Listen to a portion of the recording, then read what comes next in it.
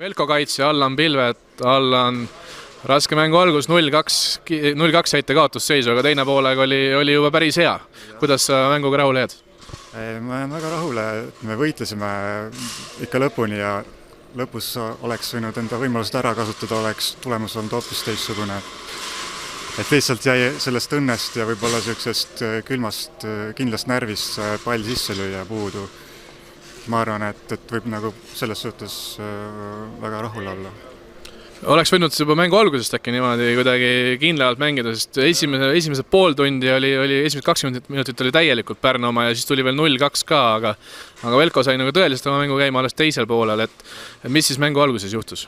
Ma arvan, et vastased olid füüsiliselt väga tugevad ja head, et see nagu võib-olla natuke võttis seda mängu hoogu maha meil, et ei saanud hästi käima, et kaotasime palle võib-olla liiga kergelt.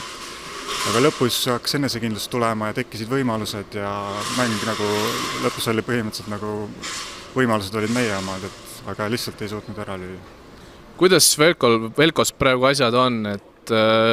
Tabelis on küll 6 punkti ainult, aga nüüd viimased voorud, see viik Tammek U21 ja tänane mäng ka annab tegelikult kindlust, et võib olla nagu tulevik veidikene helgem.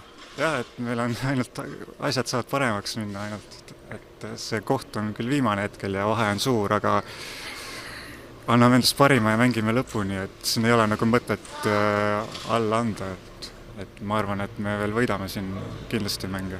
Selge, aitäh sulle ja jõudu Velkole!